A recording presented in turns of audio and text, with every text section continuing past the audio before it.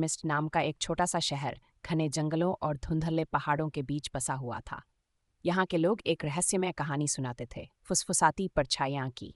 ये भूतिया आकृतियाँ केवल पूर्णिमा की रात को दिखती थीं और लोगों को जंगल में खींच ले जाती थीं। जो भी उनके साथ चला जाता वो कभी वापस नहीं आता। लोग रात के अंधेरे में जंगल के पास जाने से डरते थे। लेकिन एक रात एक 12 साल की लड़की मिया ने सच जानने का फैसला किया। पहला अध्याय। गायब होना। मिया अपने दादाजी ओल्ड थॉम्स के साथ एल्डरमिस्ट के किनारे रहती थी। उसका सबसे अच्छा दोस्त लियो पिछली पूर्णिमा की रात गायब हो गया था। लोग कहते थे कि परछाइयों ने उसे उठा लिया, लेकिन मिया को यकीन नहीं था।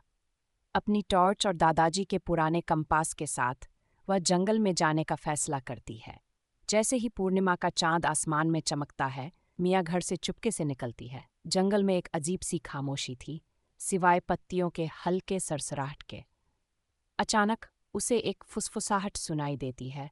उसका नाम पुकारते उसका दिल तेजी से धड़कने लगता है, लेकिन वह आगे बढ़ती है, लियो को ढूंढने के लिए दृढ़ संकल्पित। दूसरा अध्याय। सच्चाई का पर्दाफाश। मिया जंगल की गहराई में एक छिपी हुई गुफा तक पहुंचती है। अंदर वह लियो और अन्य गायब लोगों को पाती है, जो एक तरह के ट्रांस में फंसे हुए हैं। गुफा के बीच में एक लंबी परछाईदार आकृति खड़ी है, परछाइयों का नेता। वह बताता है कि वह एक समय में जंगल का रक्षक था, लेकिन एक श्राप के कारण उसे आत्माओं को फंसाना पड़ता है ताकि वह जीवित रह सके। मिया लियो का पेंडेंट उठाती है, जो उसने पेड़ के नीचे पाया था। पेंडेंट चमकने लगता है और परछाइयाँ कमजोर पड़ जाती हैं। मिया नेता को चुनौती देती है, उन्हें छोड़ दो, नहीं तो मैं तुम्हारी शक्ति को नष्ट कर दूंगी। नेता मिया के साहस को देखकर उन्हें छोड़ने के लिए तैयार हो जाता है, बशर्ते वह जंगल की रक्षा वादा करे। तीसरा अध्याय। बचकर निकलना। जैसे ही श्राप टूटता है, परछाइयाँ चांदनी में घुल जाती हैं और फंसे हुए लोग होश में आ जाते हैं। मिया और लियो तेजी से एल्डरमिस्ट वापस आते हैं, जहां लोग उनके लौटने पर खुशी मनाते हैं। ओल्ड थॉम्स राहत से भरा हुआ मिया को सावधान रहने की याद दिलाता है।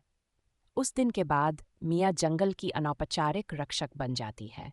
ये सुनिश्चित करती है कि कोई भी उसके रहस्यों को न छेड़े। फुसफुसाहट खत्म हो जाती है, लेकिन मिया जानती है कि परछाइयाँ अभी भी वही हैं, देख रही हैं, अगली पूर्णिमा का इंतजार कर रही हैं।